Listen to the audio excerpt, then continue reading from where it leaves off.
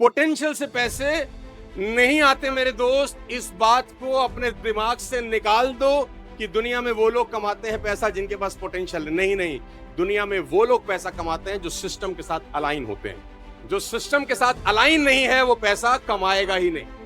Third most important line, most important role is of a captain. सबसे बड़ा role है उस अपलाइन का, जो कैप्टन है, जो शिप को चला रहा है, जो जहाज का पायलट है।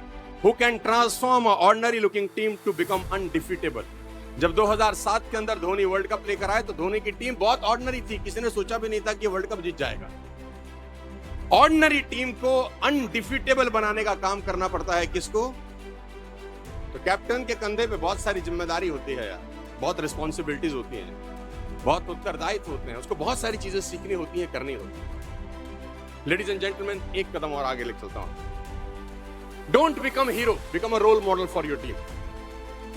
इस बात को अच्छे से याद रखना कि जैसे जैसे लोगों को पैसा आता है डायरेक्ट सेलिंग में, उनका पतन शुरू हो जाता है इनडायरेक्टली। सुरेंद्र जी मेरी बात के इत्तेफाक रखेंगे, बड़े बड़े तुर्रम खां वो लोग जो कभी 10-10, 20-20 लाख रुपए महीना कमाते थे, आज वो नौकरी कर रहे हैं। 20-20 लाख रुपए महीना कमाने के बाद वो नौकरी पे चले गए। 20-20 लाख रुपए महीना का, और जिनकी कभी तूती बोलती थी, जिनके नाम में बड़े गर्व से लेता था, आज उनका भूत भविष्य वर्तमान सब मिट चुका है। बिकॉज जब पैसा आता है ना तो उसको हैंडल करना इस दुनिया का सबसे मुश्किल काम है। और मैं फिर कहता हूं, पैसा तो हैंडल फिर भी हो जाता है, इज्जत हैंडल करना और साला मुश्किल काम है। इज्जत हैंडल नहीं होती।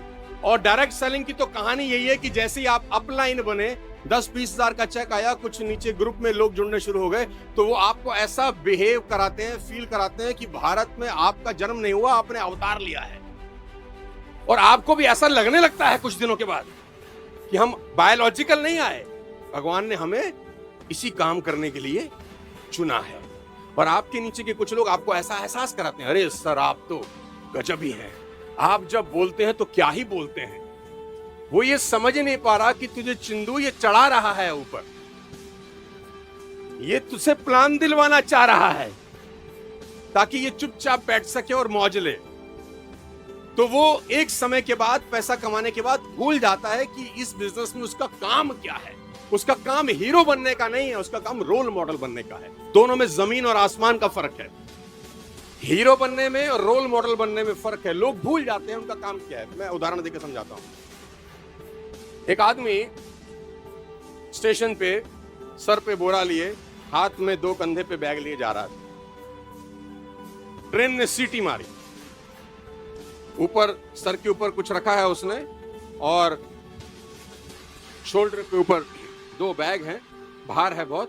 ट्रेन ने सीटी मारी, उसको लगा छूट जाएगी, भागना शुरू किया उसने, और भागना शुरू किया, और भागना शुरू किया। ट्रेन ने भी अपनी रफ्तार पकड़ ली। तो ट्रेन के गेट के ऊपर एक आदमी खड़ा था। उसने लगा यार कि आदमी देखो कितना मेहनती है, बेचारा ट्रेन पकड़ने की कोशिश कर रहा है, मुझे उसकी हेल्प। तो वो भाग रहा था, ट्रेन भी भाग रही थी। तो ट्रेन के गेट से उसने बोला, आ जाओ बहादुर, आ जाओ बहादुर। बहादुर था, 2 कंधे सर पे और एक सर पे, भागा भागा, बहादुर आजा। वो भागे जा रहा, बहादुर आजा, बहादुर आजा। बहादुर का हाथ पकड़ा, वो ट्रेन के बैठा, पानी वानी पिलाया, भाई साहब ठीक हो?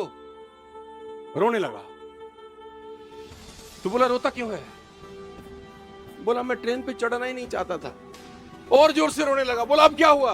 बोला जिसको चढ़ाने आया था वो तो प्लेटफॉर्म पे ही छूट गया आदमी।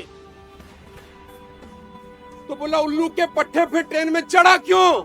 तो बोला आप ही ने कहा आजा बहादुर, आजा बहादुर, आजा बहादुर, बहादुर। मैं बहादुर बन गया और वो करने लग गया जो मुझे करना। एमएलएम में बहुत सारे बहादुर बन जाते हैं जो ट्रेन पे चढ़ जाते हैं, जो उनको चढ़ना। डिटेल में समझाने का मत बोलना, इतने में तुम समझ गए होगे सब। वो कहते हैं ना कि लोहे को सिर्फ उसका जंग खुद ही खराब करता है, कोई नहीं करता। मैं एमएलएम में 25 साल में बहुत लोगों को मिला हूं, जानता हूं, और मैं कभी कभी उनको देखता हूं तो मुझे लगता है कि काश इसने ये 2 चीजें नहीं की होती तो आज ये दुनिया को रूल कर रहा होता। काश ये नहीं करता ऐसा तो ये दुनिया को रूल कर रहा होता। डायरेक्ट सेलिंग ऑर्डिनरी लोगों का ही बिजनेस है भैया। यहाँ कोई टैलेंटेड लोग नहीं चाहिए। टैलेंट में सब IAS IPS हो जाते हैं। डायरेक्ट सेलिंग उन लोगों का, हमारे ऐसे लल्लू लोगों का काम है जिनके पास कोई काम नहीं था और डायरेक्ट सेलिंग में आ गए और अपनी किस्मत आजमाने बैठ गए। यहाँ पर ऑर्डिनरी लोग अलाइन हो जाएं तो क्या कमाल हो सकता है। एक छोटा सा उदाहरण देखिए, इस टॉपिक को क्लोज कर रहा हूं। छोटा सा उदाहरण, मैं अभी गुजरात में था कोई 5 दिन पहले, वहां भी मैंने एग्जांपल दिया, आपको दोबारा देता हूं। अलाइनमेंट का सबसे बड़ा एग्जांपल क्या है वत्स साहब? अलाइनमेंट का सबसे बड़ा एग्जांपल यह है कि 2 लोग गुजरात से दिल्ली आए 15 साल पहले।